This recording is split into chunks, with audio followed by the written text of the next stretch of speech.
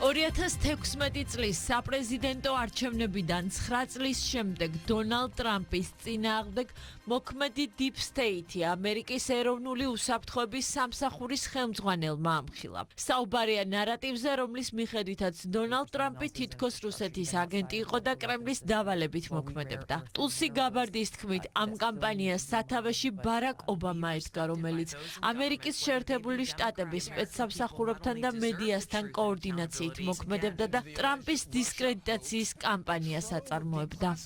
აქ არის ყველა ის დოკუმენტი, რომელიც მოვიპოვეთ და გავშიფრეთ. მე ეს მასალები იუსტიციის სამინისტროს გადავეცის შემდგომი გამოძიების ჩასატარებლად და მხილებულთა პასუხისგებაში მისაცემად. საკითხთან პოლიტიკური ბმა ოფიციალურმა თბილისმა Deep State-ის კონტექსტში დაინახა. პრემიერ-მინისტრი სოციალურ ქსელში წერს, რომ Deep State-ი საქართველოს ხელისუფლებასაც და მმართველი პარტიის დამფუძნებელსაც სწორედ პრორუსული იარლიყების მიწებებით ებრძვის. სხვადასხვა ქვეყანაში ოპონენტებისთვის პრორუსულობის იარლიყის მიწებება Deep State-ის კარგად აპრობირებული ხელწერაა. ამისათვის ის ყველაზე ეფექტურ ინსტრუმენტად იყენებს მედიას, რომელიც ევროპაში Deep State-ის თითქმის სრულ ტოტალურ კონტროლსა და ცენზურას ექვემდებარება.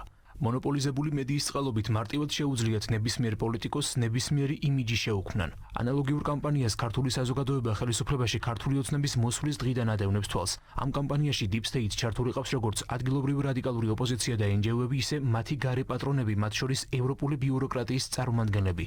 ჩვენი ხელისუფლებისთვის პრორუსულის იარლიყის მიწებებას ერთადერთი მიზეზი აქვს, ჩვენ არ მოქმედებთ გარე დავალებებით. ხელისუფლების ყველა შტო გავწმინდეთ აგენტურისგან, ვიცავთ სუვერენიტეტს. არ დავუშვით LGBT პროპაგანდა და არ ჩავერთეთ ომში. პრორუსულობის მტკიცებულებების წარდგენით არც ჩვენთან შეუწუხებია ვინმეს თავი. Deep State-ის პროპაგანდის მძლავრი ხაზი მუშაობს მმართველი პარტიის დამფუძნებლის ბატონი ბიძინა ივანიშვილის წინააღმდეგ.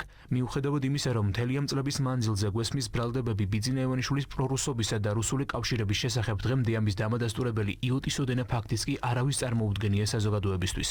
საქმე გვაქვს გებელსისეულ პროპაგანდისტულ მეთოდებთან, როდესაც ჯერ ქმნი მტრისხატს და შემდეგ ოპონენტს მასთან კავშირს აბრალებ. ქართული ოცნებისთვის პრორუსულობის დაბრალების მაგალითები პარლამენტის თავმჯდომარემ შეაგროვა და 2012 წლიდან დღემდე არსებული არაერთი ვიდეო გაავრცელა. კიდევ ერთხელ ნათელი გახდა თუ ისი გავლენის ქვეშ იმყოფებოდა და იმყოფებოდა. ეს არის კრემლი და ეს არის პუტინი. ჩამოუყვანეს FSB-ში დიკებით და თავრობაში დაგვისვეს. ჩვეულებრივი პრორუსი ესეთი სულ არის პარტნიორი ივანიშვილი. პრორუსული მთავრობა, რუსული მიმართულებით მოძრაობა. რუსული რეჟიმი რუსეთისგან რუსეთთან. ქართული ოცნება არის რუსული ოცნება. შალვა პაპუაშვილი წერს, რომ ამერიკის შეერთებულ შტატებსა და საქართველოს Deep State-ის სახით ერთი მტერი ჰყავს. დადასტურდა, რომ სინამდვილეში არანაირი ნაცური თუ NGO-შნიკური პროპაგანდა არ არსებობს. ისინი მხოლოდ ერთი ცენტრიდან მართული და ერთი ყულაბიდან დაფინანსებული პროპაგანდისტების და სასარგებლო იდიოტობის ქსელის ნაწილი არიან. იდეალური მონობაც ასეთი უნდა. როგორც ერთ ყოფილ ელჩს უყვარდა თქმა, ფაქტია, რომ ტერმინების დონეზეც კი ერთი სახელმძღვანელოდან ამოკითხულივითაა პროპაგანდისტული მეთოდები, რომლებიც აშშ-ში და საქართველოში გამოიყენება. და არა ნიშანდობლივია, რომ სწორედ ის ყოფილი ელჩი იყო ტერმინის რუსული კანონი ავტორი. აქვე არც სალომე ზურაბიშვილის ინტერვიუ დაგვავიწყდეს, რომელშიც მაშინ ჯერ კიდევ პრეზიდენტის თანამდებობაზე მყოფმა ჯერ ქართული ოცნების გამარჯვებას უწოდა რუსეთის შარევით გამარჯვება, შემდეგ კი 2016 წელს ტრამპის გამარჯვებაც რუსეთის შარევით ახსნა. აი მართლაც საუკუნის მხილების მთელი სიკეთეც იმაშია, რომ ისევ როგორც უცხოური გრანტების მმავნე მიზნების მხილებისას იყო, აქაც ყველა დასკვნა უკვე გამოტანილია ამერიკის შეერთებული შტატების ეროვნული დაზვერვის მიერ.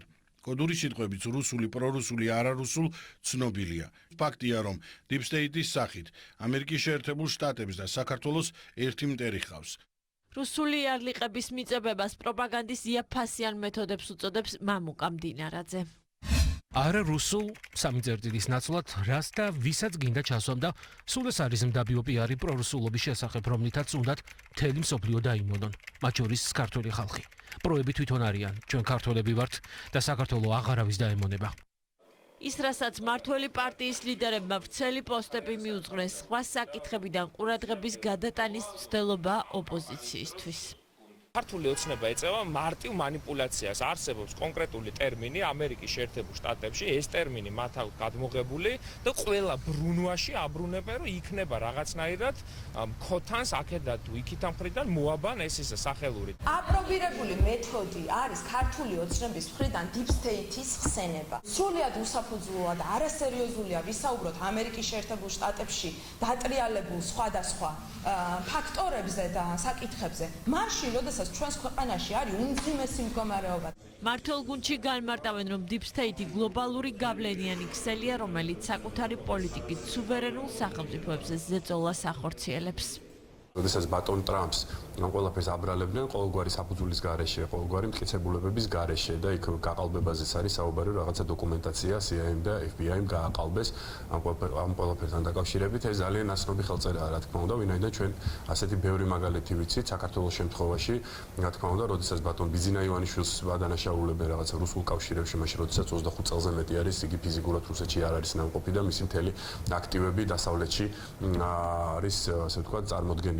ცდილობენ რომ ამ ადამიანის კონკრეტული პირების მიმართ ვინც მანდაკრულზე არსებობს და ეს მათ არიან იმ deep state-ის გლობალური ომის პარტიის წარმომადგენლები, რომელსაც აქვს დიდი გავლენები, ცდილობენ რომ ეს ხატი შექმნა და შემდეგ ყველაფერი გააკეთონ, რომ საზოგადოებაში მათ მიმართ დამოკიდებულება შეიცვალოს უარყოფით მხრებს. ზუსტად იგივე ხდება სხვადასხვა ქვეყანაში. ისინი ერთი მეთოდით მოქმედებენ, მათ ერთი ნარატივი აქვს. ეს გააკეთეს ჯერ კიდევ მაშინ ტრამპის საწინააღმდეგოდ გახსოვთ, რომ ეს გუშინ არ დაწყებულა ეს განცხადებები, ლაპარაკობდნენ, რომ ტრამპი პირველად პრეზიდენტი გახდა რუსეთის ჩარევით, შემდგომში სულ ახლახან გააკეთეს რუმინეთში და რა თქმა უნდა, ასეთივე ყოველგვარი არგუმენტების გარეშე ებრძვიან საქართველოს. ასე რომ ეს ძალიან ცნობილი მეთოდია და სიახლე ჩვენთვის არაფერი არ არის.